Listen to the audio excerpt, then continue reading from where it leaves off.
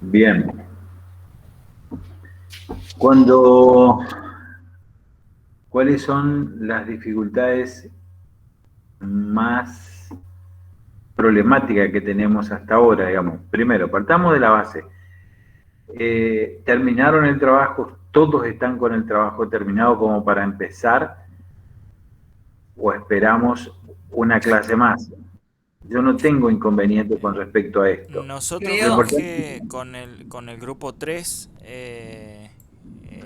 estamos, dividimos ya el día viernes, ya llegamos al acuerdo de qué teníamos cada uno, ya nos dividimos bien los temas, estuvimos viendo la dificultad de cada tema para saber más o menos qué le toca a cada uno, así que eso no, nosotros no tenemos drama. No sé cómo estarán los otros chicos. nosotros, profe, tenemos un compañero que está enfermo. No sé si damos igual, no va a poder asistir acá. Nosotros en realidad es el tenemos compañero dos que tuvo una crisis anoche, que estuvo internado. Sí, sí, de Juan estamos hablando. En realidad tenemos dos inconvenientes. Después tenemos también otro chico que dijo que iba a estar con nosotros, llamado William, que dijo que se iba a unir al grupo. Lo unimos al grupo que nosotros hicimos en WhatsApp, repartimos los temas, ya teníamos todo definido y él nunca nos entregó nada, digamos, para hacer lo del PowerPoint, por ejemplo. Y lo escribimos varias personas y la verdad que nos ignoró. Simple y sencillo, digamos. Y por eso también nos había quedado un tema colgado de los que nos tocaba a nosotros, que era el tema 1, digamos. Y también tenemos lo Nosotros, de Juan, que está descompuesto, digamos. Bueno, a ver, Los dos temas.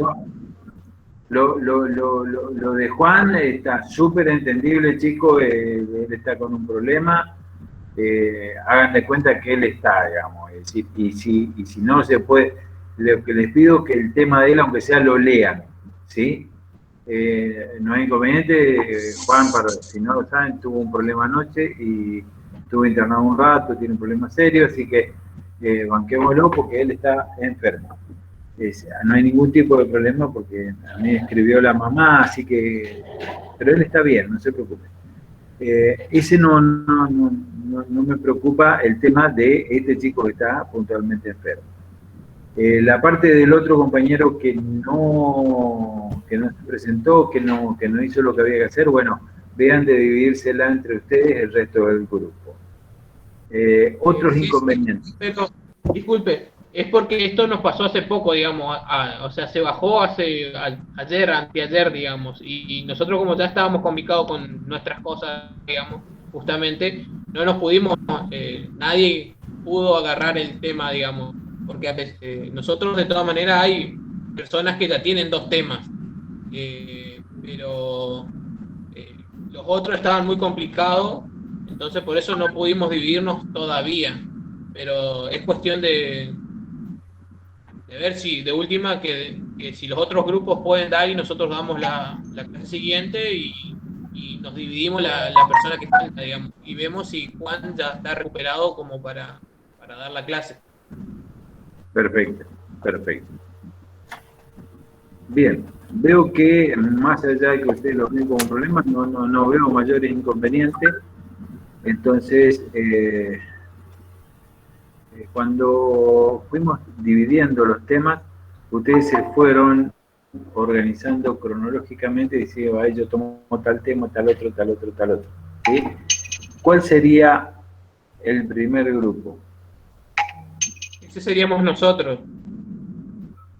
El primer grupo seríamos nosotros, pero tenemos ese inconveniente, digamos, de que nos quedó un tema colgado y lo de Juan, digamos.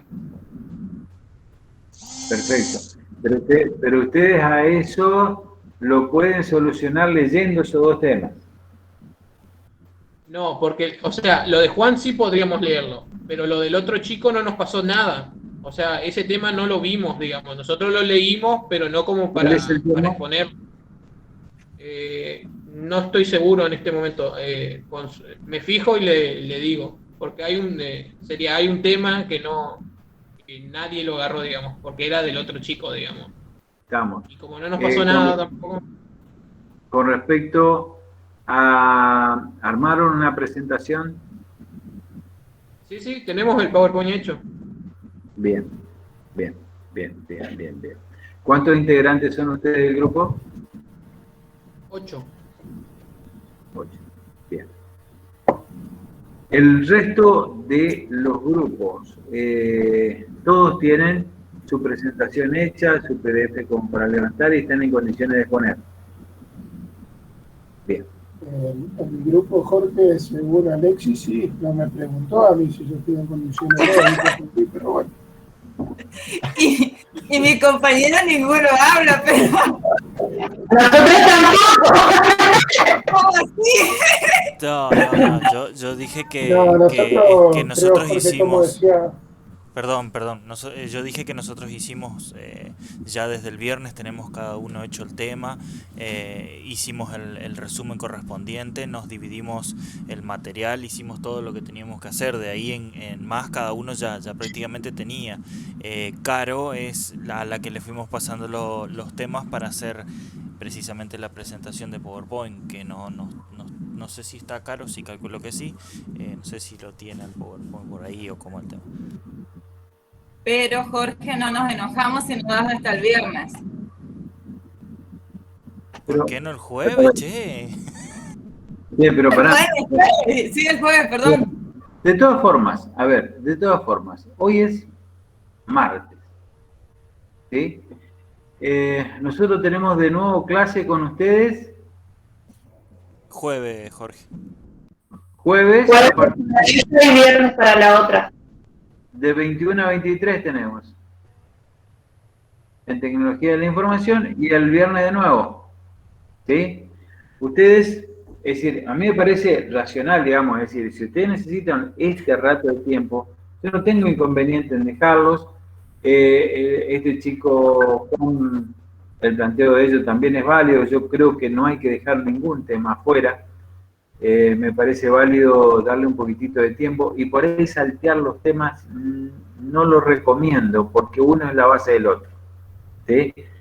Entonces me parece que podríamos aguantar hasta el jueves, darles el tiempo para que los chicos terminen de preparar ese temita que les quedó sin terminar y bueno, el resto que tenga un poco la posibilidad de armar lo mejor posible su léxico, fundamentalmente en lo técnico, para poder explicarlo de la mejor forma. Cuanto más, yo lo que les pido, y revisen por favor sus presentaciones, sus PowerPoint, no llenen de texto, ¿sí? Porque si no, lo que tendemos es hacer la lectura de lo que está en el PowerPoint. Lo que nosotros necesitamos es una gráfica y poder explicarla. Les digo esto porque en función de esto, en la medida que cada uno de ustedes vaya exponiendo, yo los voy a ir calificando tal cual lo hemos charlado. Y quisiera hacerlo en los mejores términos a todos de la misma forma, en el hecho de decir, bueno, a ver, vos tenés un 10, tenés un 8, pero quiero decirles por qué. Entonces, las reglas tienen que ser claras en el hecho de una buena presentación, buena imagen, y no tanto texto, no tanta definición puesta en el PowerPoint y una buena expresión, obviamente van a tener una calificación muy buena. Así que quiero serle muy, muy puntuales en qué es lo que va a ocurrir con respecto a esto. Jorge, ¿sí? Nosotros de nuestra parte pusimos, por ejemplo, los títulos de los temas y una imagen que representa el tema sería. Eso por un lado. Y nos dividimos los temas. No es que todos sabemos todo, sería. No sé si se entiende. No todo es todo. Pero yo lo que creo fundamentalmente de esto, chicos, a ver, yo cuando doy un tema en lo particular, ustedes ni lo conocen, ¿sí? Acá va a pasar exactamente lo mismo, cada cual va a dar su tema, pero lo importante es que el grupo lo entienda, lo interprete, y no lo vean, no se sientan mal si algún compañero pregunta algo, che, no entendí. A ver, Pedro, repetime, o no entendí, o te hace una pregunta un colega, un compañero te dice, che, pero No entendí, explícamelo de otra forma. Agarro a la salida, Jorge, quédate tranquilo. Bueno, a la salida lo hablamos, pero ahora lo tenés que resolver acá en clase. Es decir, ese es el problema. Por eso Yo les si querés digo. empiezo a dar, Jorge, no tengo ningún problema. Te hablo del reloj, que es la parte que a mí me tocó. Hace tic-tac, marca Rolex y se terminó. Vas a A mí, encontrar. profe, por ejemplo, me tocó acceso directo a memoria. Para mí es re difícil explicarlo, digamos. Tuve que leerlo varias veces y buscar algunos ejemplos para que se entienda más. Pero no me pareció fácil para poder exponer. Pero si el ADM es directamente del por de datos a la Sí, memoria pero en el RAM. libro está re difícil. A mí Yo también, subí, profe. Jorge, yo subí en las dos Son materias. quejosos, ¿eh? Jorge, Sí. ¿Cómo quejoso? Pero porque el libro capaz que es medio complicado, ¿sí? Ajá. Yo busqué el libro y después busqué en internet. Es complicado, pero me puse a buscar, qué sé yo, información a otro lado, lo entendí de otro lado. Yo Se me hizo también más en fácil internet lo busqué y se me hizo más fácil entender. Y lo entendí de otro lado y hasta busqué en qué año. ¿Cómo te reí, Jorge? Porque vos ya la tenés clara, pero bueno, ya la vamos a tener nosotros también, no te preocupes. Jorge, yo subí en las dos materias un videíto, no sé si alguien lo vio.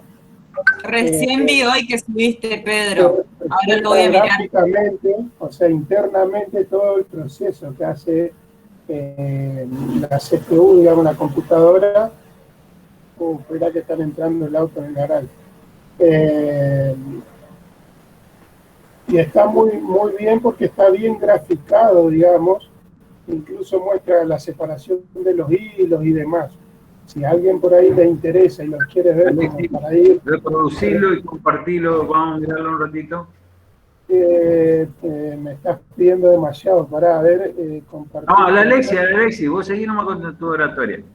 La Alexi tiene más máquina ahí que Ahí comparta. lo busco, Jorge, a ver cómo puedo hacer para transmitir el audio también. El micrófono nomás. Si tenés, ponerlo, abrirlo en solapo, Alexis.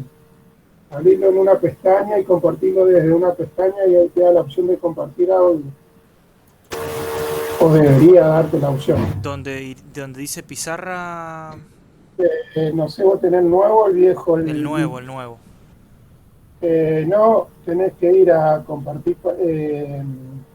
Perdón, viste que tenés el loguito de compartir la pantalla, te salen tres opciones.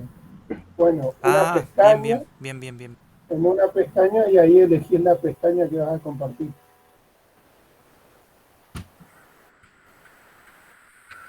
Mientras que se comparta el audio también. Y tiene que darte abajo, tiene para hacer la palomita, digamos, para autorizar compartir audio. Bien. Debería tener por lo menos. Bueno, Jorge, te decía que subí ese video porque me pareció interesante, porque habla todo lo que estuvimos hablando hasta ahora, que son 17, 18 minutos, y te muestra el proceso bien por dentro de la máquina, digamos, y cómo va trabajando el CPU, la memoria y demás. Por ahí también eso nos va a ayudar a aclarar un poco estos temas, digamos, que es lo que nosotros vamos a tener que dar. ¿O no? Eso. Seguro. Me digan. Adelante.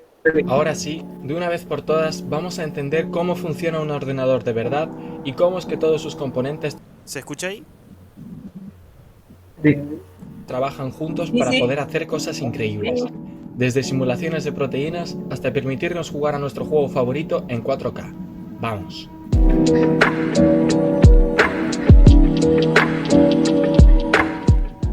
Antes de analizar los componentes, hace falta dejar unos cuantos conceptos básicos claros. Lo primero que hay que tener en cuenta es la velocidad del ordenador. Actualmente hay procesadores que pueden trabajar a 5.1 GHz. Eso quiere decir que hacen algo nuevo 5.100 millones de veces cada segundo. Por lo tanto, hay que entender que estos componentes valoran mucho cada uno de sus ciclos y son muy sensibles a los cambios, ya que estamos hablando de intervalos de tiempo muy pequeños. Saber esto nos servirá más adelante en el vídeo. Otra regla que hace que los ordenadores funcionen rápido es la jerarquía de la memoria. Esta clasificación ordena las distintas maneras que tiene el ordenador de guardar los datos en función de su valor, guardándolos en un espacio rápido o en uno menos rápido. En la cima, siendo los más veloces, pero con tan solo una capacidad de bits, están los registros, pero los vamos a ignorar en este vídeo porque son un componente que se usa a nivel de los transistores, o sea que sería entrar en demasiado detalle. Así que para nosotros en la cima va a estar la caché, seguida por la RAM y por el disco duro o el SSD. No os preocupéis porque voy a explicar cada uno de estos en su correspondiente apartado. Solo es necesario que sepáis que el ordenador clasifica los datos de esta manera para tener acceso rápido a la información que más necesite y poder almacenar los datos de menor importancia en espacios seguros, ya que las memorias más rápidas se borran al cortarse la corriente. Y bueno, teniendo estos conceptos básicos claros, estamos listos para entender cómo es que funcionan los componentes. Empezaremos hablando de la parte más importante del ordenador, y la que tiene el mayor poder de computación, la CPU. La unidad central de procesamiento es el cerebro del ordenador, y haciendo justicia al nombre, ya que es la que realiza la gran mayoría de las operaciones para el equipo. Y aunque todos los demás componentes puedan parecer independientes y muy complejos por sí mismos, todos trabajan en función de la CPU, y existen para mejorarla o para hacer otros trabajos de manera más eficiente. Las tareas que realiza el procesador pueden ser, entre otras, iniciar una aplicación, hacer que todos los mecanismos internos de un juego funcionen, o ser el que controle a los demás componentes en cualquier otra tarea. La CPU está formada por 4 grandes bloques: la unidad aritmético-lógica, la memoria, los buses de entrada y salida y la unidad de control. La unidad aritmético-lógica, abreviada como ALU, es la que realiza todas las operaciones matemáticas y lógicas en el procesador. Esto quiere decir que está diseñada para resolver operaciones aritméticas como la suma, la resta o la multiplicación, y operaciones lógicas como pueden ser una comparación o funciones a partir de puertas lógicas como la AND o la OR. Esto último de las puertas lógicas es algo un poco más avanzado, pero basta con que sepáis que esta unidad es el verdadero cerebro del ordenador, y que todos estos sencillos cálculos se combinan entre sí para poder realizar tareas enormes. Y no os preocupéis si no entendéis del todo su funcionamiento interno, porque lo explicaré en detalle en otro vídeo dedicado a la CPU. Sigamos. La memoria del procesador se llama caché, y es la que está en la cima de la jerarquía de la memoria, como ya mencioné. Esto significa que es la manera más rápida que tiene el procesador para acceder a la información que necesita guardar o leer, pero obviamente dicha memoria tendrá una capacidad muy reducida.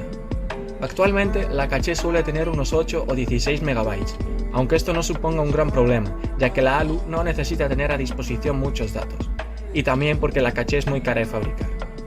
En realidad existen 3 tipos de caché: L1, L2 y L3, siendo L1 la más reducida y más rápida de acceder y L3 la más grande y lenta. Esta memoria es utilizada para guardar datos que la ALU vaya a necesitar pronto o que utiliza a menudo.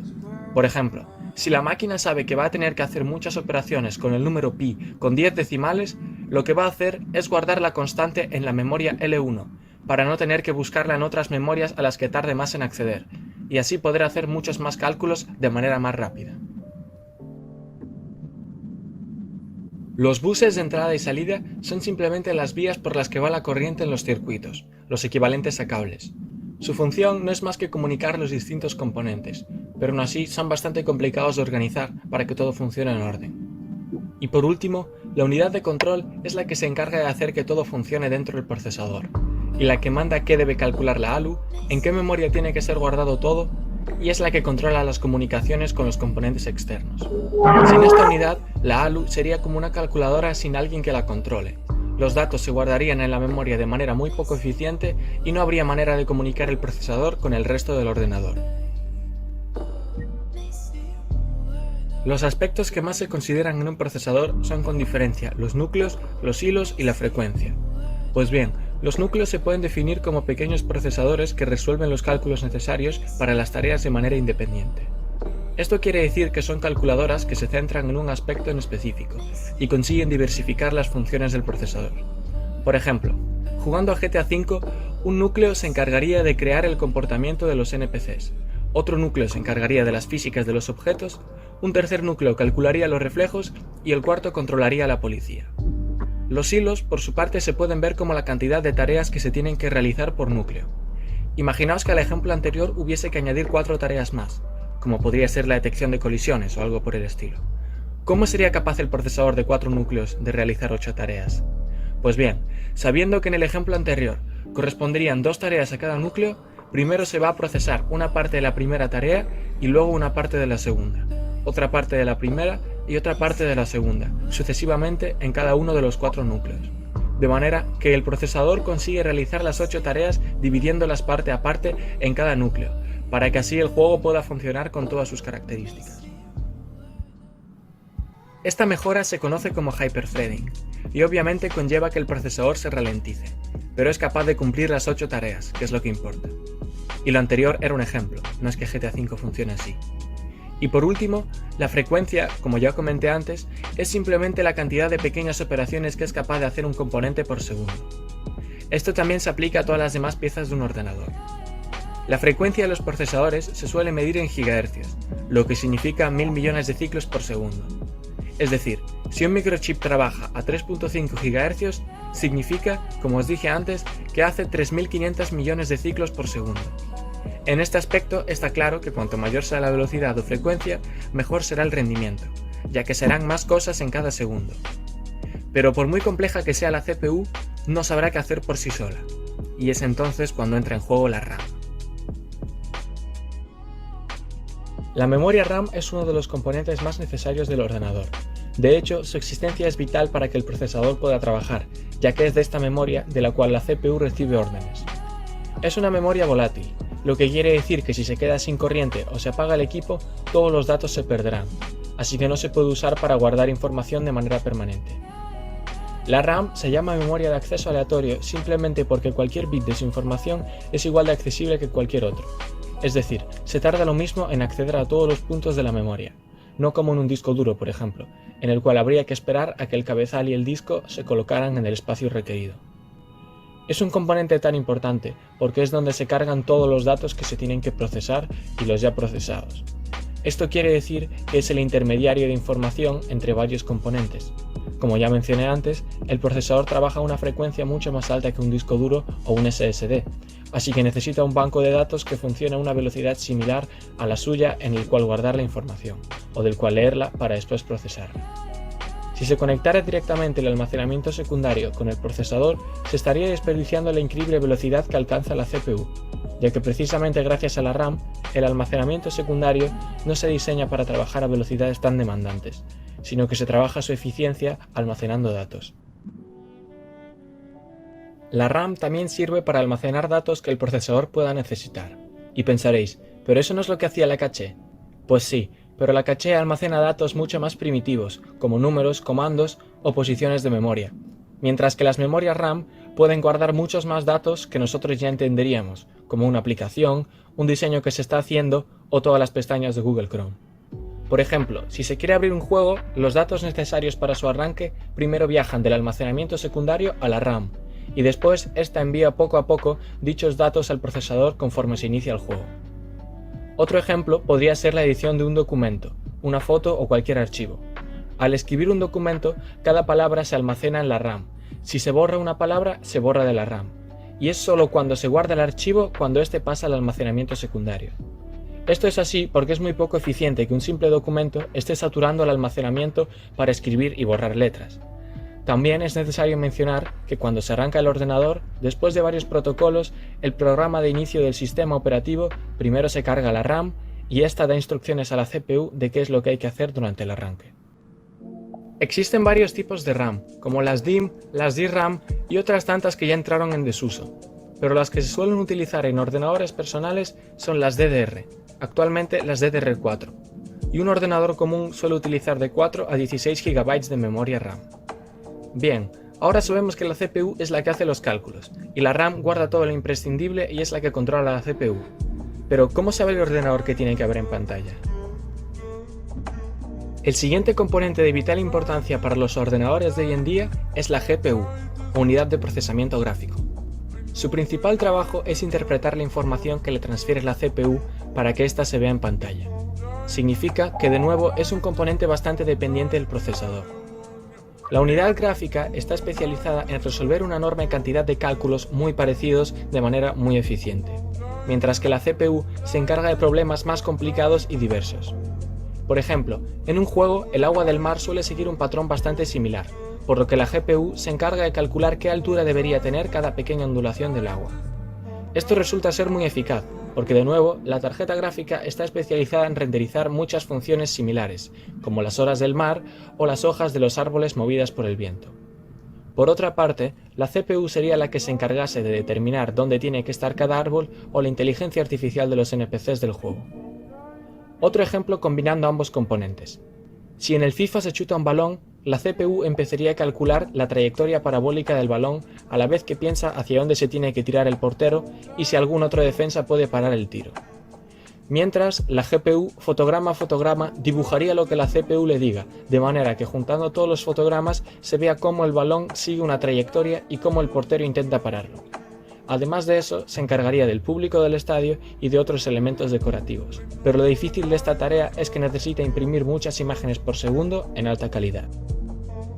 De nuevo, se puede notar que la CPU se encarga de tareas complicadas y variadas, mientras que la GPU hace tareas sencillas una gran cantidad de veces y dibuja los objetos en las coordenadas que la CPU le indique. En cuanto a la arquitectura, los procesadores suelen tener unos 4 u 8 núcleos, mientras que las GPUs tienen miles y miles de núcleos dedicados a los gráficos. Creo que es bastante evidente que los núcleos de ambos componentes no tienen nada que ver entre sí, pues los de los procesadores, ya lo digo por cuarta vez, resuelven problemas complicados eficientemente, mientras que los de las tarjetas gráficas son capaces de hacer operaciones matemáticas concretas de manera rápida, pero obviamente no cuentan ni con caché propia ni son tan complejos. Es por esto por lo que se dice que las GPUs tienen una arquitectura en paralelo, porque cada núcleo hace sus sencillos cálculos sin tener en cuenta los demás, mientras que por otra parte se dice que los procesadores tienen una arquitectura en serie, porque la información está relacionada con varios núcleos. Los discos duros o los discos de estado sólido se utilizan para almacenar datos de manera permanente, no como la RAM, o sea que si el equipo se apaga, los datos se siguen conservando sin peligro. Están precisamente diseñados para guardar una gran cantidad de datos y ser eficaces gestionándolos, ya que es lo único que deben hacer. Los discos duros o HDDs utilizan un disco como medio para guardar los datos. De manera resumida, estos discos están llenos de pequeños huecos en los cuales se puede guardar un bit, o sea, un 1 o un 0. Estos huecos, llamados clústeres, en realidad almacenan una polaridad, positiva o negativa, que se les transfiere mediante el cabezal. El claro inconveniente de este sistema de almacenamiento es que está compuesto por partes mecánicas que tardan en moverse, aunque el cabezal se mueva a 130 km por hora, pero sigue siendo lento cuando se trata de ordenadores, como os expliqué en el principio. También son más frágiles que los SSDs, ya que cuentan con dicho mecanismo de partes móviles. No quiero entrar mucho más en detalle, porque pienso hacer otro vídeo explicando cómo funcionan los discos duros y los SSDs por completo. Los discos de estado sólido, por su parte, están compuestos por muchas memorias flash que se utilizan para guardar información. De hecho, estas memorias son las pequeñas unidades que prácticamente forman la SSD por completo. Las memorias flash son una matriz de MOSFETs de puerta flotante. Esto en resumen significa que la información se agrupa en pequeñas cuadrículas en forma de unos y ceros. El valor binario es capaz de quedar guardado en esa casilla gracias a un pequeño transistor. Todo este sistema de tablas y casillas es gestionado, leído y escrito por una unidad de control. De nuevo, sé que esto suena complicado, pero lo explicaré con más pausa en el vídeo que os mencioné. Basta con que sepáis que las SSDs tienen la capacidad de acceder a cualquier parte de su almacenamiento con la misma velocidad, como las memorias RAM, y que consiguen almacenar sus datos mediante un circuito de transistores, y no a través de un disco con piezas móviles, como en un disco duro. En principio ya tendríamos nuestro ordenador funcionando, con un procesador, memoria RAM, una tarjeta gráfica y con almacenamiento. Pero ¿y cómo se comunican todos estos componentes? Ahí es donde entra en juego la placa base o placa madre. El trabajo de esta es conectar de la manera más eficiente los componentes entre sí. Por eso es que están prácticamente llenas de buses, que como ya mencionamos son los cables que usan las placas. También contiene otros componentes sencillos, como controladores de voltaje, condensadores y etc. Pero además de comunicar los componentes sin que nada se queme, tienen ciertos circuitos integrados que se encargan de hacer funcionar los canales de audio, de controlar la conexión Wi-Fi, el Bluetooth y todas las cosas que tenga un ordenador que no controle ya la CPU. Ahora que nuestro ordenador está perfectamente ensamblado y todo funciona, hay que alimentarlo con la energía correspondiente. Las fuentes de alimentación necesitan ser más eficaces que un simple transformador para cargar el móvil, pues tiene que aportar una cantidad de energía considerable a cada uno de los componentes. La CPU necesita su voltaje y corriente particular. Con la GPU pasa igual, y con la RAM y con todos los componentes del ordenador. Esto provoca que la fuente de alimentación necesite generar dichas potencias individualmente para cada componente, así que no es un dispositivo tan sencillo como puede parecer. También hay que hacer una mención a la refrigeración del equipo. Los procesadores y las GPUs se pueden calentar incluso a 90 grados centígrados, lo que no es muy bueno, pero puede pasar, y para eso existen los sistemas de refrigeración. Se pueden utilizar los sistemas clásicos de ventiladores o la refrigeración líquida. El primero consiste en colocar un disipador encima de un componente, y sobre el disipador un potente ventilador que consiga que el aire fluya eliminando el calor. El sistema de refrigeración líquida, por su parte, utiliza tuberías con líquidos especiales previamente enfriados, los cuales pasan por encima de un componente para absorber el calor y volver a ser enfriados para repetir el proceso. Y en principio, sin entrar mucho más en detalle, ya sabéis cómo funciona un ordenador. De todas formas, si tenéis alguna duda, alguna sugerencia o discrepáis en algo que haya dicho, por favor escribidmelo en los comentarios y os responderé encantado. También estoy preparando una serie de vídeos como este en la que explicaré componentes como la CPU, con mucho más detalle y dedicándoles un vídeo completo. Así que si queréis que hable de algo en concreto, escribidmelo. Este vídeo me ha llevado bastante trabajo, así que si os ha servido me podéis apoyar dándome un like, y si os interesa más contenido como este, considerad suscribiros. Y lo más importante, espero que nos veamos muy pronto. Hasta la próxima.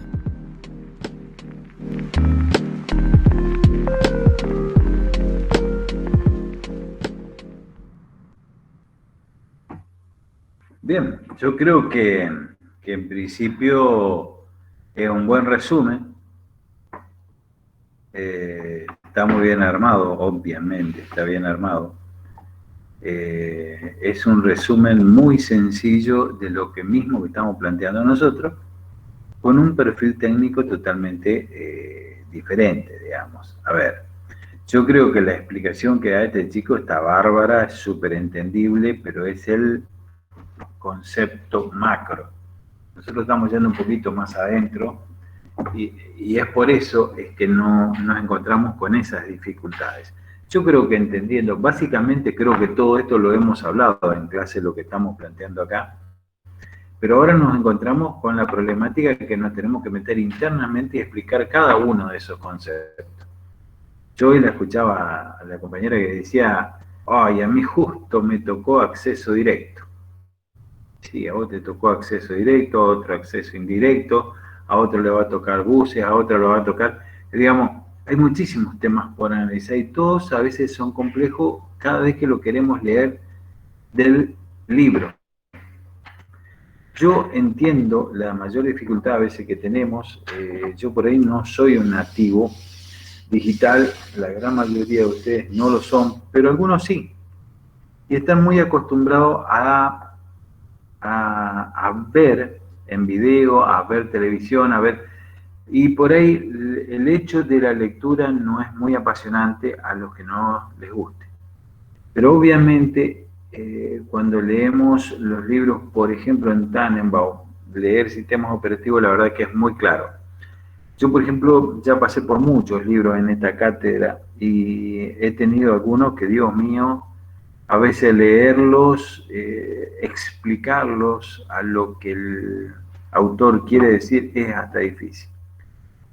Hay muchos autores que realmente escriben muy difíciles y son técnicos natos y es imposible a veces volcarlo en una clase.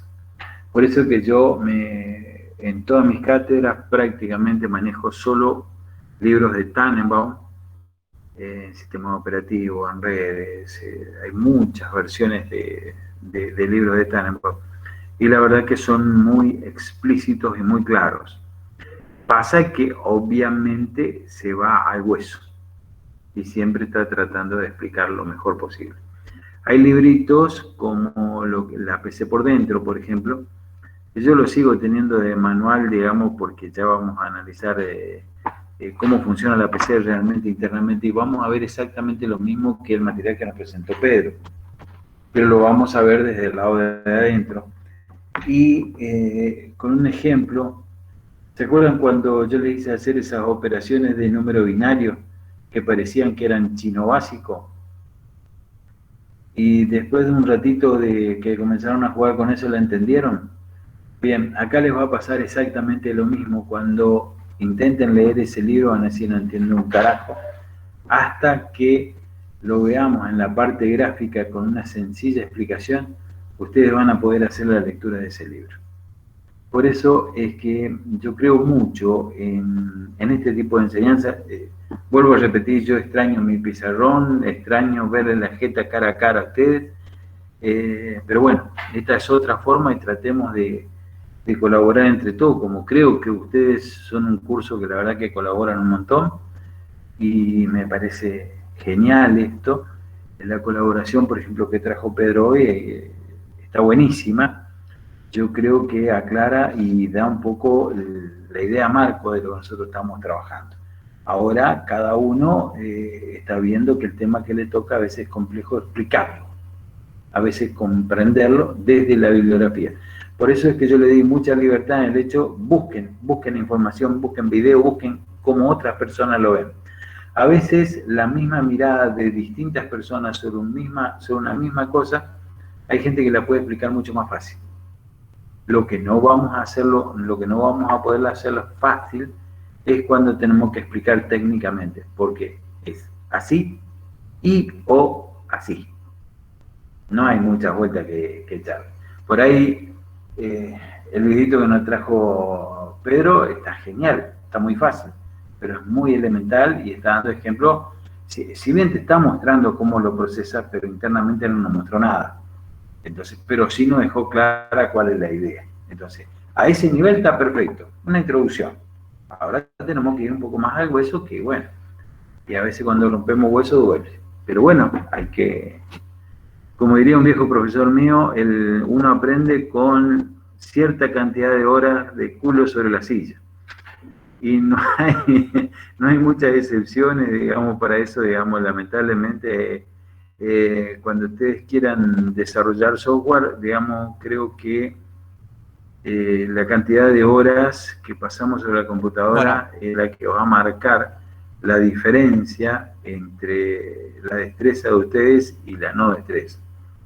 Conocer un lenguaje a veces lleva mucho más tiempo que programar, pero la importancia es conocerlo y después aprender las mañas. Porque hoy prácticamente programamos, y no sé, es muy probable que estemos copiando y adaptando código hay demasiado dentro de la internet en sí mismo. Entonces, mira esto, track, lo adapto, track, y seguimos partiendo. Y lo hacemos muy rápido. Pero primero tenemos que saber lo que estamos haciendo. Y que ese es un poco el concepto que nosotros estamos buscando acá. Yo creo que por ahí es importante tener en claro qué carajo es lo que queremos hacer. Una vez, como el marco que nos trajo Pedro, ahora ya sabemos lo que queremos hacer. Nos aclaró a todos. Por ahí yo no fui lo suficientemente explícito en muchas cosas, probablemente. Pero evidentemente en cada puntito, cuanto más al hueso llegamos, más sabemos. Y eso nos abre todas las puertas de la informática, chicos. Por eso es que yo soy tan rompebola con esto, en el hecho de decir, vamos por este camino que a usted le va a llenar muchísimo. Bien, yo estoy contentísimo con lo que nos planteaste, Pedro, gracias Alexi. Así que si tienen algún otro tema, seguimos, y si no, lo dejamos a los chicos que terminen de organizarse con sus temas, cosa de que el primer grupo, que sería el que nos planteaban hoy, que tiene el inconveniente, comenzamos el día jueves 21 horas con ellos, y si sobra tiempo con el grupo 2, es decir, ya estén preparados todos los grupos con todo, digamos, como para ir presentando. Por ahí las técnicas de presentación, como la que presentaron entre Pedro y Alexi, está bueno que todos lo puedan utilizar con el hecho de usar esa técnica, porque a veces a pantalla completa tenemos inconvenientes. Entonces ya vayan charlándolo entre los grupos para las presentaciones quienes las quieran hacer. ¿Puede ser? Sí. Sí, Jorge. Bien. Perfecto, entonces, si no queda más, lo dejamos acá, trabajen tranquilo y nos encontramos el jueves. Muchas Listo, Jorge, nos gracias. estamos viendo. Buenas noches. Buenas noches. Muchas gracias, profe. Que tengan buena noche. Nos vemos. Sí. Entonces, Buenas noches, Jorge. Buenas noches, Alexis.